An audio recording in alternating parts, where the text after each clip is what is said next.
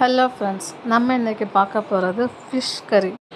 நான் இது நெய் மீன் சூறையில் செய்ய போகிறேன். நீங்கள் எந்த மீனில் வேணாலும் செஞ்சுக்கலாம். நான் அது நெய் மீன் சூறையில் செய்கிறேன். ஏன்னா இது சதைப்பகுதி அதிகமாக இருக்கும். மித்ததில் முள் இருக்கனால அந்த இது வராது. அதனால் இந்த மீனில் செய்கிறேன். இந்த ஃபிஷ்ஷை நான் குழம்புலேருந்து எடுத்திருக்கேன். பாதி ஃபிஷ் கறி செஞ்சு பார்க்கலாம் அப்படின்னு. அதுக்கு நான் ஒரே ஒரு பெரிய வெங்காயம், ஒரு சின்ன தக்காளி, இது ரெண்டும் பொடிசாக நறுக்கி வச்சுக்கணும். அப்புறம் தாளிப்புக்கு வடச்சட்டியில் எப்பயும் போல் கடுகு, கருவேப்பிலை போட்டு நம்ம நறுக்கி வச்சுருந்த தக்காளி வெங்காயத்தை போட்டு நல்லா பொன்னிறமாக வதக்கிக்கிறணும்.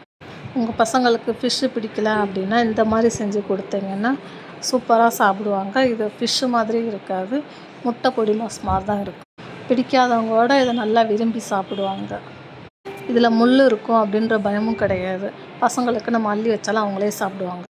நல்லா ஃப்ரை ஆனதுக்கப்புறம் நம்ம மீனை தூள் தூளாக பிச்சு வச்சுருக்கணும். அந்த மீனை போட்டுட்டு கொஞ்சோண்டு உப்பு, கொஞ்சோண்டு கரம் மசாலா, கொஞ்சோண்டு தனி மிளகா அப்படி போட்டுக்கோங்க. இது எல்லாத்தையும் போட்டு நல்லா ஃப்ரை பண்ணி கொஞ்சம் சுருளை வதக்கிட்டு அதுக்கப்புறம் இறக்குனீங்கன்னா சூப்பரான ஃபிஷ் கறி